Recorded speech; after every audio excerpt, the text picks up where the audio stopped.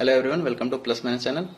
आज हम डिस्कस करेंगे अभ्यन सुपर 30 के प्रीवियस ईयर क्वेश्चन पेपर 2। ठीक, इसका पेपर 1 हमने ऑलरेडी डिस्कस कर चुका है। अगर आपने नहीं देखा तो आप उसे भी देख सकते हो। उसका लिंक आपको डिस्क्रिप्शन में मिल जाएगा या वीडियो के ऊपर आई बटन में मिल जाएगा। ठीक, तो यार आज हम सिर्फ इस पेपर का यानी पेपर 2 का सिर्फ मैथ वाले पार्ट को डिस्कस करेंगे और इसका मेंटल एबिलिटी वाला जो पार्ट होगा वो अगले वीडियो में आएगा। ठीक, तो स्टार्ट करते हैं हम पहला क्वेश्चन से। तो पहला क्वेश्चन में दिया हुआ है कि A square plus 3ab plus 2b square minus 10a minus 20b is equal to 0। ठीक, इसमें क्वेश्चन ये पूछा है कि pair of positive integer A and B कि कितने पेयर होंगे इस ए और बी का पॉजिटिव इंटीजर का कि इस इक्वेशन को सेटिस्फाई करेंगे। ठीक, तो इस क्वेश्चन को हम अप्रोच कैसे कर रहे हैं ये सोचते हैं। ठीक, तो इसका लास्ट पार्ट में दिख रहा होगा 10a minus 10a minus 20b। अगर इसमें माइनस 10 हम कॉमन लें तो a प्लस 2b मिलेगा। ठीक, अगर हम इधर से भी ट्राई करें a प्लस 2b निकालने का मतलब फैक्टराइज करने का कोशिश करें तो शायद ये क्वेश्चन थोड़ा इजी हो जाए और आगे हम सोल्व कर पाए। ठीक, तो ट्राई करते हैं फैक्टराइज करने का। तो अगर इधर a प्लस 2b का होल स्क्वायर बनाना चाहें तो इसमें हमको 4b स्क्वायर चाहिए होगा और 4ab भी चाहिए होगा। ठीक, तो हम क्या करेंगे 2b स्क्वायर ऐड कर देंगे। तो चूंकि इस इक्वेशन में ऐड किए तो सब्ट्रैक्ट भी करना पड़ेगा ताकि इक्वेशन बैलेंस रहे। तो 2b माइनस 2b स्क्वायर। ठीक, और 3ab में ab ऐड भी कर देते हैं 4ab बनाने के लिए और ab माइनस भी कर देते हैं ताकि इक्वेशन बैलेंस रहे। ठीक, अब इस इक्वेशन को होल लिख सकते हैं a square plus 4ab minus 4b square minus ab minus 2b square minus 10a minus 20b। ठीक, अब क्या करेंगे इस पार्ट को दिख रहा होगा a square plus 4ab plus 4b square, इसको लिख सकते हैं a प्लस 2b का होल स्क्वायर। ठीक, माइनस इधर अगर कॉमन में b ले माइनस b कॉमन तो यहाँ से बचेगा a, यहाँ से बचेगा प्लस 2b। और अगर इधर से माइनस 10 कॉमन ले तो यहाँ बचेगा a और यहाँ बचेगा प्लस 2b। ठीक, अब दिख रहा होगा तीनों टर्म में a प्लस 2b कॉमन है। ठीक, तो a प्लस 2b को फिर से कॉमन ले लो तो यहाँ पे बचेगा फिर से a प्लस 2b, यहाँ बचेगा माइनस 10, यहाँ बचेगा माइनस 10। ठीक, यहाँ बचेगा माइनस b, यहाँ बचेगा माइनस 10। अब क्या होगा फैक्टराइजेशन के बाद हमें ये मिला कि a plus 2b a plus b minus 10 is equal to 0। ठीक, ओवरऑल इसको 0 होने के लिए या तो ये 0 होना पड़ेगा या तो ये 0 होना पड़ेगा। तो चूंकि a और b पॉजिटिव दिया हुआ है तो ये तो 0 होगा नहीं, तो हमें ये 0 करना पड़ेगा। तो ये 0 करेंगे तो a प्लस b का जो इक्वेशन आएगा वो 10 आएगा। यानी अब a और b का निकाल लो कि कितना पेयर हो सकता है कि दोनों का सम जो होगा वो 10 आएगा। तो हमने यहाँ पे लिख दिया है 10 0 9 1 8 2 7 3 6 4 5 5। इसके आगे नहीं बढ़ेंगे क्योंकि 4 6 फिर हो जाएगा यहीं 6 4 वाला पार्ट। तो यहाँ पे 6 पेयर ऐसा मिला जो इस इक्वेशन को सेटिस्फाई कर सकता है। ठीक, आप इस इक्वेशन को देख सकते हैं, यहाँ से मेरा फाइनल आंसर निकल रहा है a plus B is equal to 10। इस वीडियो के डिस्क्रिप्शन में एक टेलीग्राम ग्रुप का लिंक है जो बेसिकली 2 वे है जिसमें आप भी मैसेज कर सकते हो। अगर कोई क्वेश्चन में डाउट हो या सुपर 30 से रिलेटेड कुछ डाउट हो या इन जनरल पढ़ाई से रिलेटेड कोई भी डाउट हो, you are welcome to ask there. ठीक, तो जरूर से ज्वाइन करें इस टेलीग्राम ग्रुप को। उसका लिंक आपको डिस्क्रिप्शन में मिल जाएगा और हमने कमेंट सेक्शन में भी पिन कर रखा है। अब आते हैं क्वेश्चन नंबर 2 पे। क्वेश्चन नंबर 2 ये कह रहा कि determine all integer values of n such that both n and n plus 23 are perfect square. ठीक, तो हमें ऐसा n ढूंढना है कि n भी एक परफेक्ट स्क्वायर हो यानी किसी इंटीजर का स्क्वायर हो और n प्लस 23 भी किसी इंटीजर का स्क्वायर हो। ठीक, तो चूंकि n परफेक्ट स्क्वायर है तो हम मान सकते हैं n is equal to x square, जहाँ पे x क्या है इंटीजर है तो परफेक्ट स्क्वायर हो जाएगा। n प्लस 23 भी कोई परफेक्ट स्क्वायर है तो भी किसी इंटीजर का स्क्वायर होगा तो उसे मान लेंगे y का स्क्वायर होगा जहाँ y एक इंटीजर है। ठीक, अब क्या करेंगे यहाँ पे n is equal to x square है, इस इक्वेशन में n के जगह एक्स स्क्वायर पुट कर देंगे तो x square plus 23 is equal to y square. ठीक, अब यहाँ से लिखेगा y square minus x square is equal to 23। अब यहाँ पे फॉर्मूला लगा दो a square minus b square को a plus b minus into a minus b. ठीक, तो y plus x into y minus x is equal to 23। चूंकि y और x दोनों इंटीजर था तो दोनों का सम भी इंटीजर होगा और दोनों का डिफरेंस भी इंटीजर होगा। ठीक, तो ये दोनों इंटीजर है, हम इसे 23 को फैक्टराइज करते हैं तो प्राइम नंबर है यानी 23 इंटू 1 ही हो सकता है। इन दोनों में से कोई एक होगा और कोई 23 होगा तो हम y माइनस एक्स को 1 मान लिए और y प्लस एक्स को 23 मान लिए। ठीक, तो यहाँ से हम अगर इस इक्वेशन को सोल्व करें ऐड करके तो y इज इक्वल टू 12 आ जाएगा और x इज इक्वल टू 11 आ जाएगा। और चूंकि n is equal to x square था तो x के जगह 11 पुट कर देंगे तो n इज इक्वल टू 121 आ जाएगा, जो हमारा आंसर होगा। ठीक, लेकिन अगर एग्जाम हॉल में अगर ये सब मेथड नहीं आ रहा तो हम बताते हैं इसका शॉर्टकट मेथड कैसे एग्जाम हॉल में सॉल्व करें। ठीक, तो चूंकि n दिया परफेक्ट स्क्वायर और n का ऑप्शन दिया हुआ 4, ठीक, इन चारों में चेक करो कौन सा परफेक्ट स्क्वायर है। तो चारों में परफेक्ट स्क्वायर ये भी है, ये भी है, ये भी है, ये भी है, तो n का वैल्यू तो कोई भी हो सकता है। इसके बाद चेक करना है n+23 भी परफेक्ट स्क्वायर होना चाहिए, तो सब में 23 ऐड कर दो, तो यहाँ पे 144 आया, 69 आया, यहाँ पे 192 आया, वहाँ पे n167 आया। ठीक, तो यहाँ पे दिख रहा होगा इन चारों में 144 ही है जो परफेक्ट स्क्वायर है, यानी n का वैल्यू 121 ही हो सकता है, इसके अलावा कोई होगा ही नहीं। क्वेश्चन नंबर 3 में ये है कि मतलब कोई कहीं पे गैदरिंग हुआ, कुछ पर्सन आपस में मिले, तो वहाँ पे हैंड शेक हुआ, मतलब एक दूसरे से हाथ मिला है, तो टोटल हैंड शेक मतलब टोटल 28 बार हाथ मिलाया गया है। ठीक, तो कितने पर्सन मिले होंगे, और हर पर्सन एक दूसरे से हाथ मिलाया है, तो इस केस में टोटल कितना पर्सन होंगे। जब टोटल नंबर ऑफ हैंडशेक जो है 28 है तो नंबर ऑफ पर्सन क्या होगा, ये क्वेश्चन में पूछा है। ठीक, क्वेश्चन नंबर 3 में तो पहले हम एग्जांपल लेते हैं कि सपोज अगर मेरे पास 5 पर्सन है, मतलब 5 पर्सन है, तो वहां पे कितना हैंडशेक होगा। तो इससे जनरल केस से हम डिराइव करेंगे कि जनरल केस में क्या होता है। ठीक, तो अगर हम 5 पर्सन है टोटल, तो इस केस में सोल्व करने के लिए क्या करते हैं कि सपोज 5 में से 1 को अलग करो और 4 को अलग करो। ठीक, अब ये जाएगा एक पर्सन है यहाँ पे, जो जाएगा चारों से हाथ मिलाएगा यानी हैंडशेक करेगा, तो टोटल 4 हैंडशेक हुआ। ठीक, और ये बंदा अब चारों से हाथ मिला लिया है, तो अब तो इससे कोई भी नहीं मिलाएगा, यानी ये तो सबसे मिला लिया है, तो इसको हटा दो। अब बचा 4 जो आपस में मिलाएगा, तो 4 को फिर डिवाइड करो, इधर 1 को लाओ, इधर 3 को लाओ। ठीक, अब ये एक बंदा है जो बाकी 3 से हाथ मिलाएगा, तो टोटल 3 हैंडशेक्स हुआ। ठीक, अब ये किसी से नहीं मिलाया क्योंकि ये सबसे मिला चुका है, तो इसको हटा दो। अब ये 3 में से 2 को फर्दर डिवाइड करो, तो वहां से 1 जो है ये दोनों से मिलाएगा तो 2 हैंडशेक, सिमिलरली वहां पे 1 हैंडशेक। यानी अगर 5 पर्सन है यानी 5 बंदा है तो टोटल 4 + 3 + 2 + 1 हैंडशेक होगा। ठीक, तो हमें इस केस में करना क्या है, सम करना है 1 से लेके जितना नंबर ऑफ पर्सन है उससे 1 कम तक। जैसे यहाँ पे 5 पर्सन था तो हमें सम करना होगा कहाँ तक, 4 तक, 1 + 2 + 3 + 4। ठीक, तो आपने पढ़ा होगा एपी में इसका जो सम होता है n × n + 1/2 होता है, तो हमको सम कहाँ करना है 4 तक, तो n का वैल्यू 4 है, यानी 4 × 4 + 1/2। ठीक, यहाँ पे सम करके दिख रहा होगा कि सम जो आएगा वो 10 आएगा। ठीक, तो n मान लो कि नंबर ऑफ पर्सन है, तो हमको सम कहाँ करना है n - 1 तक। जैसे इस एग्जांपल में यहाँ 5 पर्सन था तो हमें कितना आया 5 × 4/2। ठीक, यानी n अगर n पर्सन होगा n × n - 1/2।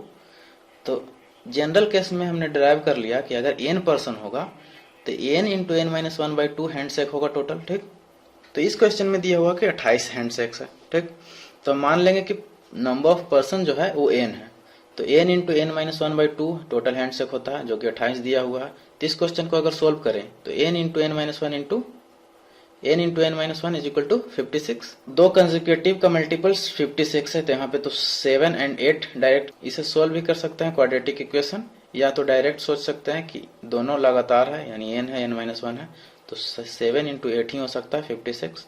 तो n का वैल्यू यहाँ पे 8 आ गया, यानी टोटल यहाँ पे नंबर ऑफ पर्सन जो होगा वो 8 ही होगा। ठीक, क्वेश्चन नंबर 4 में ये कहता है कि x² + 3x + 8 is a factor of x⁴ + rx² + s। ठीक, मतलब ये जो है इसका फैक्टर है, तो r और s का वैल्यू क्या होगा। ठीक, तो हमने पढ़ा है जो फैक्टर होता है वो एग्जैक्टली डिवाइड कर देता है, यानी रिमाइंडर इसका जो होता है वो 0 बचता है, तो हम सीधा इसको डिवाइड कर देंगे।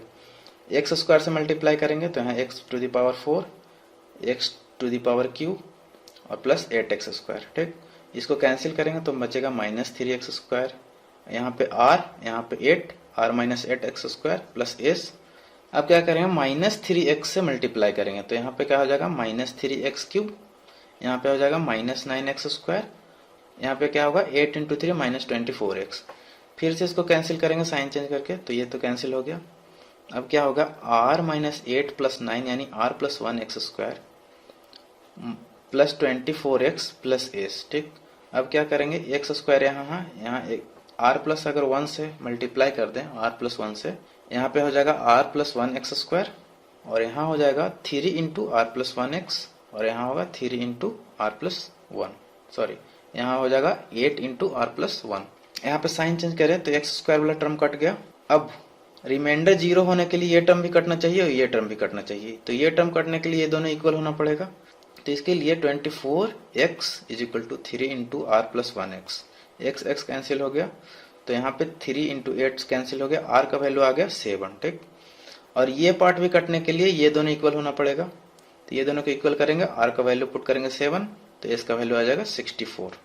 तो यानी आंसर जो हमारा हो गया r is equal to 7 and s is equal to 64।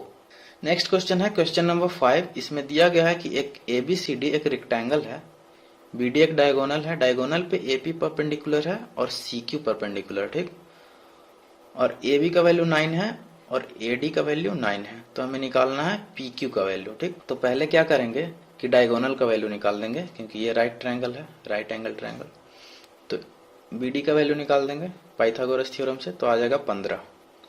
अब क्या करेंगे, पूरा जो रेक्टेंगल का एरिया है 108 12 इंटू 9। ठीक, और इस ट्रायंगल का एरिया क्या हो जाएगा, हाफ इसका। डायगोनल जो होता है वो रेक्टेंगल को इक्वल एरिया में 2 पार्ट में डिवाइड कर देता है, तो एरिया ऑफ ये ट्रायंगल जो होगा ABD वो हो जाएगा 108 डिवाइडेड बाई 2 यानी 54।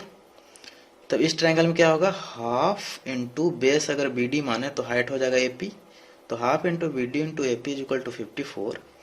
तो AP का जो वैल्यू होगा 54 इंटू 2 डिवाइडेड बाई 15। ठीक, तो इसे डिवाइड करेंगे तो हमको पॉइंट में आ जाएगा 7.2। ट्रायंगल ADP इस छोटे से ट्रायंगल में देखें तो ये हमें पता है 7.2, ये 9 पता है, तो पाइथागोरस थ्योरम से ये बड़े आराम से निकाल सकते हैं। ठीक, जो कि मैंने निकाला यहाँ पे, तो 5.4 आया, तो ये 5.4 आया, तो सिमिलरली ये भी 5.4 आएगा। तो हमें BD में से ये दोनों पार्ट हटा दें तो PQ निकल जाएगा। तो BD था मेरे पास 15 और ये भी 5.4, ये भी 5.4, तो 2 बार निकाल दो, तो ओवरऑल वैल्यू जो आएगा PQ का वो आ जाएगा 4.2, वही आंसर हो जाएगा। सॉल्यूशन डिटेल वाइज दिया गया है, इसका PDF आपको डिस्क्रिप्शन में मिल जाएगा और इस क्वेश्चन पेपर का PDF भी डिस्क्रिप्शन में मिल जाएगा, वहां से देख सकते हो क्वेश्चन क्या है और उसके ऑप्शन क्या है, हमारे आंसर जो आ रहा है कौन सा ऑप्शन करेक्ट है। ठीक, नेक्स्ट है क्वेश्चन नंबर 6।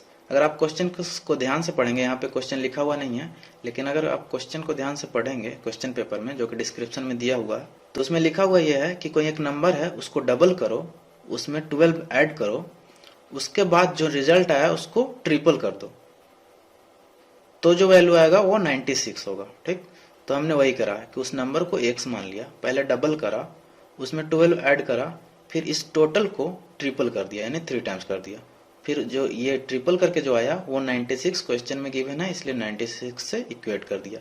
तो इस क्वेश्चन को बहुत ही आराम से सॉल्व कर सकते हैं। x इक्वल टू 10 आ गया, तो ये होगा आंसर। जो पेपर 1 हमने डिस्कस करा था उसके कंपेरेटिवली ये पेपर जो है वो बहुत ही आसान है। तो इस एग्जाम में पेपर कैसे भी आ सकते हैं, तो आपको बहुत ही सोच समझ कर अटेम्प्ट लेना है, कभी भी गलत अटेम्प्ट नहीं लेना। अगर इजी क्वेश्चन होगा तो सबके लिए इजी होगा और टफ क्वेश्चन होगा तो सबके लिए टफ होगा। ठीक, क्योंकि ये नेगेटिव मार्किंग होता है तो गलत नहीं मारना है। नेक्स्ट है क्वेश्चन नंबर 7 में बोला है कि हमारे पास 5 नंबर दिया गया है 3, 4, 8, 5, 19। ठीक, उसको अरेंज ऐसे किया गया है कि sum of first 3 is equal to sum of last 3, मतलब शुरू से 3 नंबर को जोड़ें और लास्ट से 3 नंबर को जोड़ें तो इक्वल आ जाना चाहिए सम। ठीक, तो मान लो अगर ऐसे ही हम सपोज करें कि 5 नंबर है A B C D E, ठीक, अरेंज किया गया। अगर हम शुरू से 3 नंबर को जोड़ें और ये लास्ट से 3 नंबर को जोड़ें, इक्वल कर दें, A plus B plus C is equal to C plus D plus E, तो यहाँ पे C कैंसिल हो जा रहा है।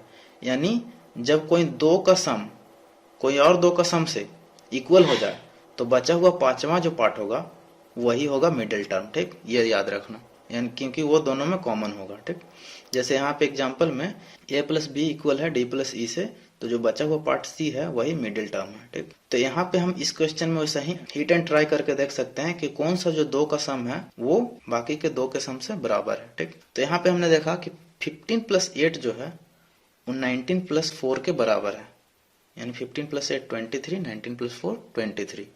तो इस नंबर में 4 आया, 4 नंबर आया, 15 आया, 8 आया, 4 आया, 19 आया, बचा कौन? 3, यानी 3 जो होगा वो मिडिल पार्ट होगा। ठीक, तो 3 ही हो जाएगा मेरा आंसर। क्वेश्चन नंबर 8 में देखते हैं। क्वेश्चन नंबर 8 ये बोला कि largest prime number that divide 1995। ठीक, मतलब इसमें बोला है कि लार्जेस्ट प्राइम नंबर बताओ जो 1995 को डिवाइड कर दे। तो ऑप्शन देख के ऐसे ही बता देंगे कि बी और सी ऑप्शन कभी नहीं होगा, क्योंकि ये दोनों प्राइम नंबर है नहीं। प्राइम नंबर कौन है? ए और डी। ए और डी मतलब 17 और 19। तो दोनों से डिवाइड करके देखेंगे तो 19 से जो है 1995 एग्जैक्टली डिवाइड हो जाता है, तो इसलिए डी हमारा करेक्ट ऑप्शन हो जाएगा, ए करेक्ट ऑप्शन नहीं होगा। 8 के बाद 9, इसमें क्या है कि दिया हुआ है कि k/30 इज बिटवीन 1/3 एंड 2/5। मतलब k जो 30 है 1/3 और 2/5 के बीच में ही लाई कर रहा है। ठीक, जहाँ पे k इंटीजर है, तो उसी इक्वेशन का हमने लिखा है इनइक्वालिटी के टर्म में 1/3 से बड़ा होगा k/30 और 2/5 से छोटा होगा। ठीक, जैसे इक्वेशन में दोनों साइड कुछ कांस्टेंट से मल्टीप्लाई कर सकते हैं, तो इसमें भी मल्टीप्लाई कर सकते हैं कोई पॉजिटिव नंबर से, तो इनइक्वालिटी चेंज नहीं होगा। तो जब 30 से मल्टीप्लाई करें तो यहाँ पे हो जाएगा 30 इंटू 1/3 यानी 10, और k/30 इंटू 30 यानी k, और 2/5 इंटू 30 यानी 12। ठीक, तो k का जो वैल्यू आया 10 से 12 के बीच में आएगा। तो 10 से 12 के बीच में कौन सा इंटीजर लाई करता है? ओनली 11, तो 11 हो जाएगा मेरा आंसर। बहुत ही इजी क्वेश्चन है। ठीक, नेक्स्ट है क्वेश्चन नंबर 10। इसमें ये बोला है कि कोई x नंबर है जो 10 से लेके 20 तक लाई कर रहा, जो 10 भी इंक्लूडेड है 20 भी इंक्लूडेड है, यानी 10 भी हो सकता है 20 भी हो सकता है। ठीक, और y कोई नंबर है जो 40 से 60 तक लाई कर रहा है, 40 भी इंक्लूडेड है 60 भी इंक्लूडेड है। इसमें बोला है x²/2y का लार्जेस्ट वैल्यू बताओ इन दोनों रेंज से x और y का वैल्यू यूज करके। ठीक, तो पता होगा फ्रैक्शन में ऊपर वाला जितना पार्ट बड़ा होता है उतना ही फ्रैक्शन बड़ा होता है। ठीक, और नीचे वाला छोटा करने पे फ्रैक्शन ओवरऑल बड़ा होता है। ठीक, तो हम नीचे चाहेंगे छोटा से छोटा रखने के लिए और ऊपर चाहेंगे बड़ा से बड़ा रखने के लिए। तो x हम सबसे बड़ा क्या रख सकते हैं 20, और y हम सबसे छोटा क्या रख सकते हैं 40। वही रख के देखो तो आंसर जो आ जाएगा 5 आ जाएगा। ठीक, इसका जो मैक्सिमम वैल्यू आएगा वो 5 आएगा। नेक्स्ट है क्वेश्चन नंबर 11। इसमें कुछ फिगर दिया गया है। ठीक, इसमें ये फिगर बनाया हुआ था जो बाहर वाला रीजन था, और हर पॉइंट के बीच में डिस्टेंस जो है, मतलब हर एडजेसेंट पॉइंट का जो बीच का डिस्टेंस है वो 1 है, 1 यूनिट। तो इस फिगर का टोटल एरिया क्या होगा? तो हमने क्या किया, इसे छोटा छोटा ट्रायंगल में इस लाइन को ज्वाइन कर करके 4 ट्रायंगल में डिवाइड कर दिया। ठीक, चारों ट्रायंगल जो दिख रहा होगा वो सेम दिख रहा होगा। ठीक, तो एक ट्रायंगल का अगर हम एरिया निकाल दें half into base into height, तो इसका बेस भी 1 है, हाइट भी 1 है, तो एरिया जो हो जाएगा हाफ हो जाएगा। तो टोटल 4 ट्रायंगल का एरिया कितना होगा 4 इंटू हाफ यानी 2² यूनिट। क्वेश्चन नंबर 12 ये कहता है कि कोई एक रेक्टेंगुलर आयरन का प्लेट था। ठीक, उसमें क्या गया, ये जो पार्ट दिखाया गया है वो कुछ डेप्थ का x जो हमें नहीं पता है उतना डेप्थ का काट दिया गया। तो बचा हुआ पार्ट है उसका एरिया जो है 990 मतलब 990 है। ठीक, तो हमें x निकालना है कितना डेप्थ कटा होगा। इसका जो लेंथ है 80 यूनिट है और इसका ब्रेथ जो है वो 15 यूनिट है। तो यहाँ देख सकते हैं कि area of peace before cutting, मतलब ये कटने से पहले जो एरिया होगा क्या होगा, लेंथ इंटू ब्रेथ यानी 80 इंटू 15 स्क्वायर यूनिट।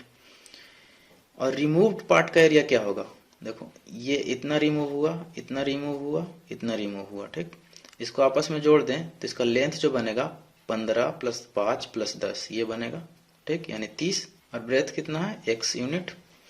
तो एरिया ऑफ रिमूव्ड पार्ट क्या होगा 15 + 5 + 10 इंटू x। ठीक, तो एरिया ऑफ रिमेनिंग पार्ट क्या होगा, तो फुल पार्ट यानी जो इतना था minus area of removed part. तो फुल पार्ट इतना था और रिमूव्ड पार्ट इतना है, तो रिमेनिंग पार्ट का एरिया निकल गया, और रिमेनिंग पार्ट का एरिया जो है वो दिया हुआ है 990। तो इसे हम अगर इक्वेट करें और सॉल्व करें, लीनियर इक्वेशन बेसिकली सिंपल सा इक्वेशन है, तो सॉल्व करने के बाद x जो आएगा वो 7 आएगा। ठीक, तो वही हो जाएगा आंसर। नेक्स्ट क्वेश्चन है क्वेश्चन नंबर 13, बहुत ही इजी सवाल है। इसमें क्या है कि एक कोई क्वाड्रिलेटरल दिया गया है जिसमें एक 90 डिग्री दिया है, ये 12 है, ये 9 है, ये 25 है, ये 20 है। ठीक, ये ज्वाइन नहीं था, हम इसे ज्वाइन करते हैं कंस्ट्रक्शन करके, ये और सी को ज्वाइन कर देते हैं। ठीक, तो ज्वाइन करने पर पाइथागोरस थ्योरम से ये 9 है, ये 12 है, तो ये जो वैल्यू आएगा वो कितना आएगा 15। ठीक, अब इस ट्रायंगल में देखो ये 15, ये 20 है, ये 25 है, तो 15 20 25 कुछ याद आया होगा। 15 20 25 एक पाइथागोरस ट्रिपलेट होता है, यानी 25 का स्क्वायर 20 का स्क्वायर, 25 का स्क्वायर जो होता है 20 का स्क्वायर प्लस 15 का स्क्वायर होता है। ये भी जो ट्रायंगल है वो राइट एंगल्ड है।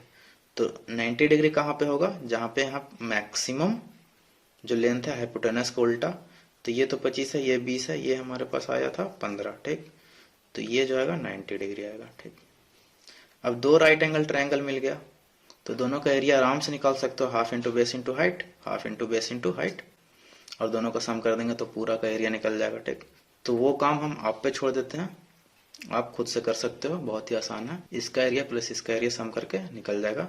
मेन कंसेप्ट यही था कि इसमें पाइथागोरस ट्रिपलेट खोजना था, राइट एंगल ये है। ठीक, अब आते हैं क्वेश्चन नंबर 14 पे। ठीक, क्वेश्चन नंबर 14 में यह है कि एक बड़ा सा स्क्वायर है, उसके अंदर एक छोटा सा स्क्वायर है जिसका साइड बड़े वाले से हाफ है। ठीक, तो हम मान लेते हैं ये बाहर वाला साइड जो स्क्वायर है बड़ा वाला, उसका साइड ए है, तो अंदर वाला जो स्क्वायर होगा उसका साइड a/2 होगा। साइडेड रीजन ये है, छोटा वाला स्क्वायर के बाहर और बड़ा वाला स्क्वायर के अंदर। क्वेश्चन में हमसे पूछा ये है कि साइडेड एरिया का रीजन और पूरा स्क्वायर का रीजन, बड़ा वाला स्क्वायर का रीजन का रेशियो बताओ। ठीक, तो साइडेड का क्या निकाल सकते हैं, पूरा बड़ा स्क्वायर माइनस छोटा स्क्वायर, तो बड़ा वाला स्क्वायर का एरिया a², छोटा वाला स्क्वायर का एरिया a/2 का होल स्क्वायर, तो हमें आया 3a²/4। पूरा बड़ा वाला स्क्वायर का एरिया आ जाएगा a², रेशियो निकाल दें 3a²/4 divided by a², cancel, तो रेशियो जो आया 3:4, ये हो गया हमारा आंसर। बहुत ही इजी क्वेश्चन। नेक्स्ट है क्वेश्चन नंबर 15।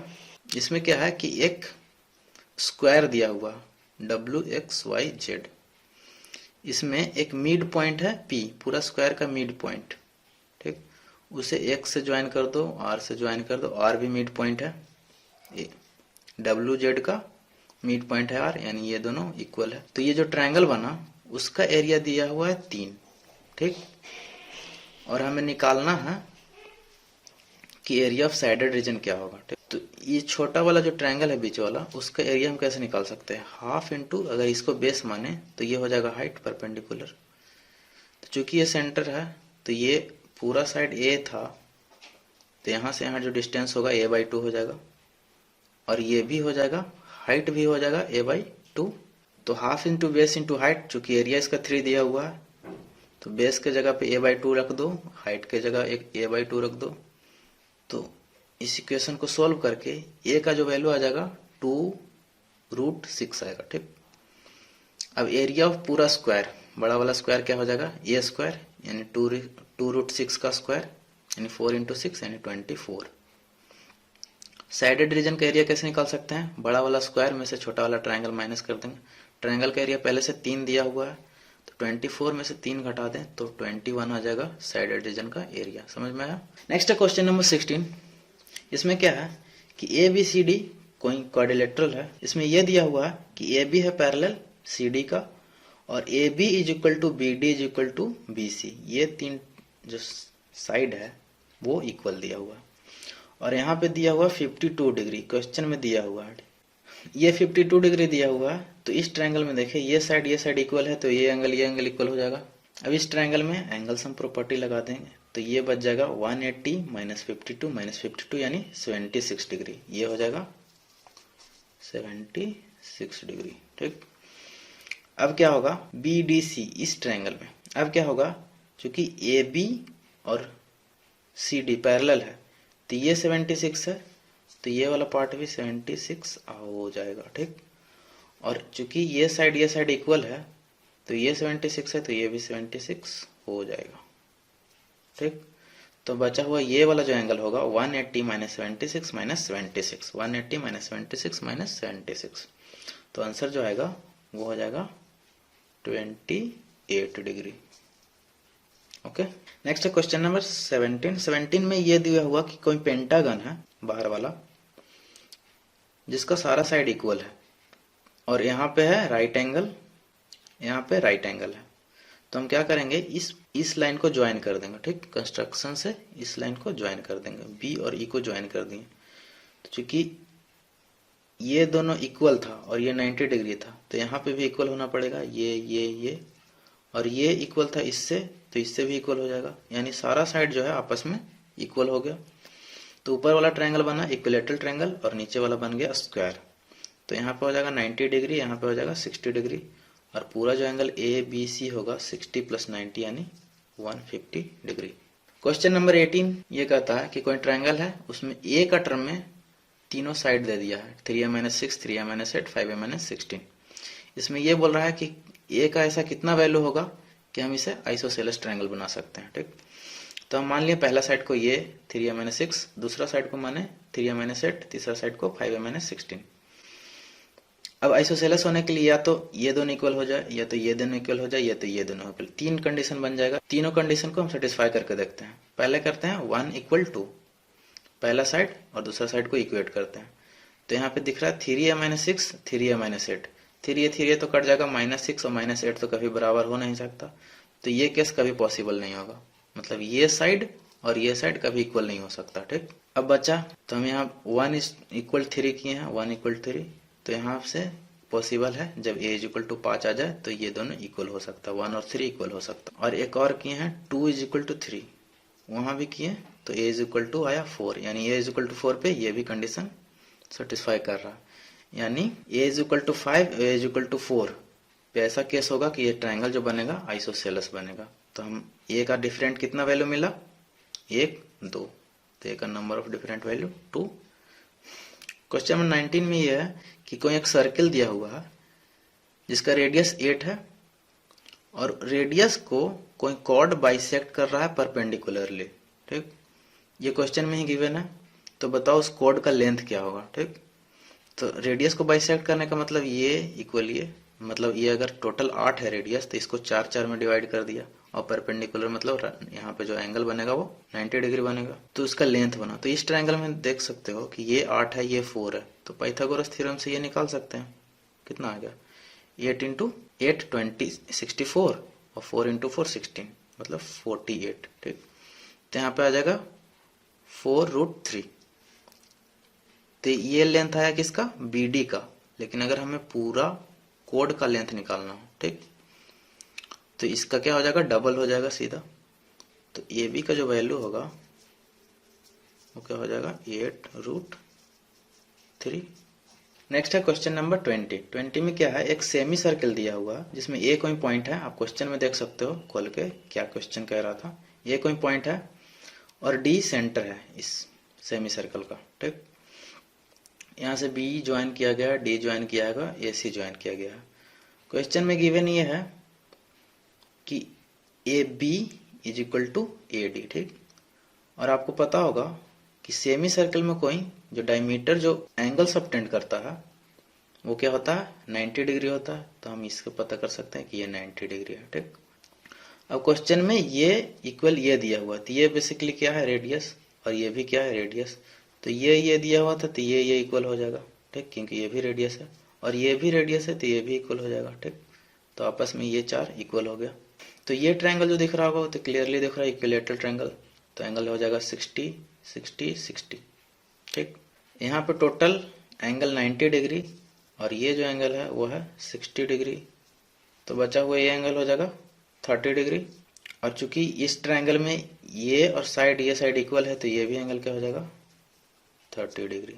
तो आंसर क्या हो जाएगा, angle ACD 30 degree. Question number 21 में ये कह रहा है कि कोई एक हेक्सागन है जिसका पूरा पेरीमीटर दिया हुआ है 21। ठीक, और रेगुलर हेक्सागन मतलब उसका सारा साइड इक्वल है।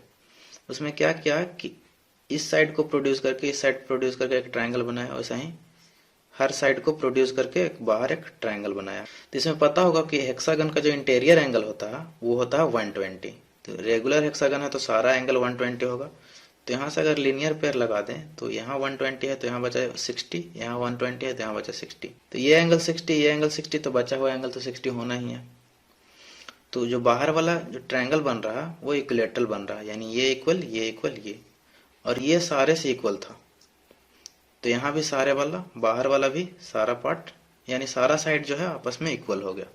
6 साइड का सम हमें क्वेश्चन में निकालना ये है कि डॉटेड लाइन है उसका टोटल सम लेंथ कितना होगा, लेंथ का सम कितना होगा। ठीक, तो हमारे पास जो डार्क लाइन है वो 6 डार्क लाइन है, 6 डार्क लाइन का सम कितना है 21, और ये डॉटेड लाइन कितना है 12।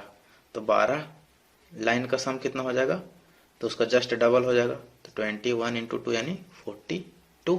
क्वेश्चन नंबर 22 कहता है कि ACD कोई ट्रायंगल है जिसमें B कोई पॉइंट है, तो DB को ज्वाइन करने पे AD और BD हमें इक्वल मिल रहा है। ठीक, और दिया गया है कि एंगल A जो है x प्लस 15 है, और यहाँ पे एंगल BDC जो है x माइनस 15 है, और BCD जो एंगल है वो है x। ठीक, तो अब इस ट्रायंगल में देखें ABD में, तो ये साइड इक्वल है, तो ये एंगल इक्वल हो जाएगा। तो यहाँ पे भी क्या बन जाएगा x प्लस 15। ठीक, अब इस ट्रायंगल में देखें तो x प्लस 15 जो है ये एक्सटेरियर एंगल है, और ये उन दोनों का अपोजिट इंटीरियर एंगल। तो ये जो होगा इन दोनों का सम होगा। ठीक, x plus 15 is equal to, इन दोनों का सम करें तो x का जो वैल्यू आएगा वो 30 आ जाएगा। ठीक, नेक्स्ट है क्वेश्चन नंबर 23। इसमें क्या कह रहा कि कोई एक सर्किल है जिसका सेंटर मान लो वो है। ठीक, उसमें 2 डायमीटर खींचा गया है, उससे एक एक यूनिट दूर कोई कोड खींचा गया है दोनों तरफ। तो बोल रहा है कि जो हमारे पास 6 लाइन बना उसका सम क्या होगा। ठीक, इस सर्किल का जो रेडियस है वो 2 यूनिट है।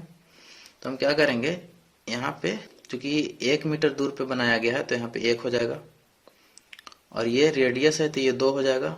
हमें ये नहीं पता तो पाइथागोरस थ्योरम से निकाल देंगे, तो 4 - 1 √3। तो ये वाला पार्ट जो होगा √3 हो गया। ठीक, तो ये पूरा जो लाइन बनेगा AB वो क्या हो जाएगा, इसका जस्ट डबल यानी 2√3। तो सिमिलरली ये अगर 2√3 है तो ये भी 2√3 होगा, वैसा ही ये भी 2√3 होगा, और ये भी 2√3 होगा। और जो बचा हुआ 2 लाइन जो सेंटर से पास हो रहा हो तो डायमीटर ही है, तो डायमीटर तो हमें पता ही था। तो 6 लाइन का जो सम होगा इसमें 2 क्या है डायमीटर, यानी डायमीटर का लेंथ 4 है, तो 2 डायमीटर हो गया यानी 2 × 4। और जो 4 लाइन है बाहर वाला उसका एक लाइन का जो लेंथ है 2√3 है, तो 4 लाइन का जो लेंथ हो जाएगा 4 × 2√3। तो दोनों का सम करेंगे तो 8 + 8√3। ये हो गया हमारा 23 का आंसर।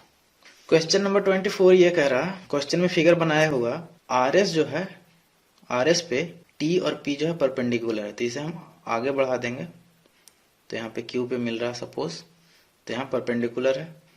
और कंस्ट्रक्शन में क्या करेंगे, एक LM लाइन खींचेंगे RS का पैरेलल। तो जो पैरेलल होगा तो अल्टरनेट इंटीरियर एंगल से ये 26 है तो ये भी 26 हो जाएगा, और चूंकि ये परपेंडिकुलर है इस लाइन पे तो इस लाइन पे भी परपेंडिकुलर हो जाएगा, तो ये 90 तो ये 90। और यहाँ पे क्वेश्चन में दिया हुआ ये दोनों है x है। ठीक, तो ये दोनों x है, तो इस लाइन के इधर जितना भी एंगल का सम होगा वो 180 होगा, यानी x + 90 + 26 + x is equal to कितना होना चाहिए 180। वही हमने यहाँ पे किया x + 90 + 26 + x is equal to 180। तो यहाँ पे इस इक्वेशन को अगर सॉल्व करेंगे तो x इज इक्वल टू आ जाएगा 32, और x का वैल्यू क्वेश्चन में पूछा था तो आंसर हो जाएगा हमारा 32। 25 क्वेश्चन नंबर में ये है कि कोई ACD एक ट्रायंगल है, उसमें BD एक लाइन खींचा हुआ है such that BD is equal to CD is equal to AC। पूरा ये लाइन AC, ये लाइन और ये लाइन तीनों इक्वल है। ठीक, और क्या दिया है, angle ADB is equal to 24, ADB यानी ये 24 दिया हुआ। ठीक, और हमें इस इक्वेशन में निकालना है एंगल BDC। तो हम उसी एंगल को हम मान लेते हैं x, तो हमें x का वैल्यू निकालना है। ठीक, तो ये बड़ा वाला ट्रायंगल में देखें ये साइड और ये साइड इक्वल है, तो ये एंगल इक्वल हो जाएगा। तो ये पूरा एंगल कितना होगा 24 + x, तो यहाँ भी हो जाएगा 24 + x। ये छोटा वाला एंगल में देखें ट्रायंगल में ये x है, ये दोनों एंगल इक्वल हो जाएगा क्योंकि ये दोनों साइड इक्वल है। तो ये एंगल से हम प्रॉपर्टी लगाएंगे तो ये हो जाएगा 180 माइनस एक्स बाई टू मतलब 90 माइनस एक्स बाई टू और 90 माइनस एक्स बाई टू, ये दोनों इक्वल हो जाएगा। ठीक, ये नहीं समझ में आ रहा है तो ये दोनों को y मान लो क्योंकि दोनों इक्वल होगा y, तो x plus y is equal to 180, तो y का वैल्यू आ जाएगा 90 माइनस एक्स बाई टू। अब क्या करेंगे, ये बड़ा वाला ट्रायंगल में ACD में एंगल सम प्रॉपर्टी लगा देंगे, यानी ये पूरा और ये पूरा का जो सम होगा वो 180 होगा, तो वहाँ पे x का वैल्यू आराम से निकल जाएगा। तो यहाँ पे 24 प्लस x और 90 minus x by two is equal to 180 करें तो x का वैल्यू आराम से 28 आ जाएगा। ठीक, नेक्स्ट है क्वेश्चन नंबर 26। इसमें क्या बोल रहा कि how many perfect square greater than 1 divide 4000 exactly, मतलब इस 4000 को एग्जैक्टली कितना परफेक्ट स्क्वायर डिवाइड कर देगा। परफेक्ट स्क्वायर, नंबर नहीं ढूंढना है, परफेक्ट स्क्वायर ढूंढना है जो कि 1 से बड़ा होना चाहिए, 1 नहीं होना चाहिए। ठीक, तो पहले हम 4000 को क्या कर देंगे, फैक्टराइज कर देंगे। फैक्टराइज करने के बाद जो नंबर आया 2 2 2 2 2 5 5 5, इन सारे को यूज करके जितना भी नंबर बनेगा वो तो 4000 को डिवाइड करेगा ही करेगा। तो हमें ऐसा इन नंबर को यूज करके ऐसा बनाना है नंबर जो परफेक्ट स्क्वायर हो। तो परफेक्ट स्क्वायर कब होगा, जब हमेशा पेयर में होगा। ठीक, तो ये 2 इंटू 2 परफेक्ट स्क्वायर है जो कि डिवाइड कर देगा। ठीक, 5 इंटू 5 भी डिवाइड कर देगा। ठीक, अब एक और 2 इंटू 2 मतलब 2 का पेयर में बना देते हैं, 4 इंटू 4, ये भी परफेक्ट स्क्वायर है जो इसको डिवाइड कर देगा। अब क्या करते हैं, 5 इंटू 5 और 2 इंटू 2, 5 और 2 को मिला के बनाए, ये भी परफेक्ट स्क्वायर है। एक 5 निकलेगा, एक 2 निकलेगा, यानी 10। ठीक, जो कि डिवाइड कर देगा।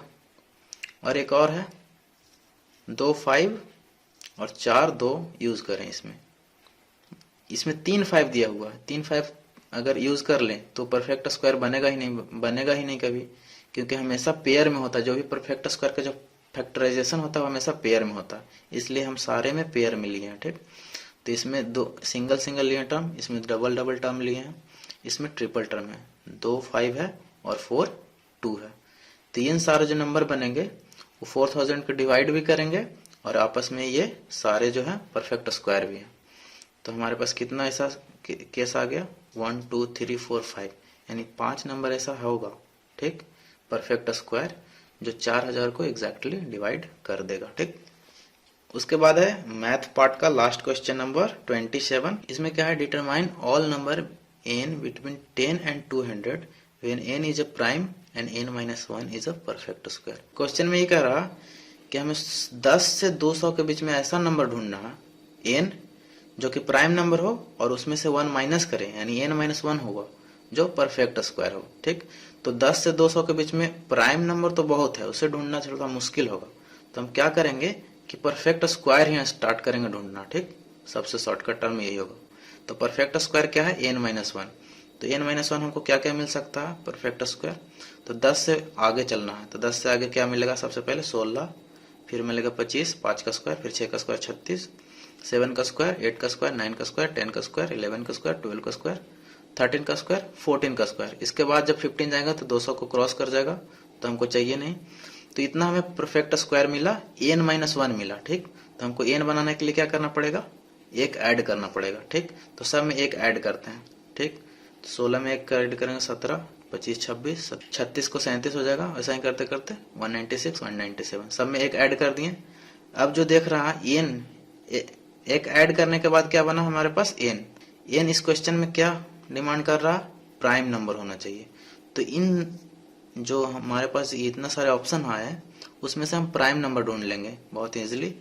तो 17, 37, 26 नहीं होगा, वैसे ही 101 और 197। तो यहाँ पे 4 नंबर जो मिले वो प्राइम नंबर मिले। तो हमारे पास कितना केस हो जाएगा, ऐसा 4 ही केस होगा। तो ये मैथ पार्ट यहाँ पे एंड हो गया। तो जरूर से उस टेलीग्राम ग्रुप को ज्वाइन करें। सी यू देयर, बाय बाय।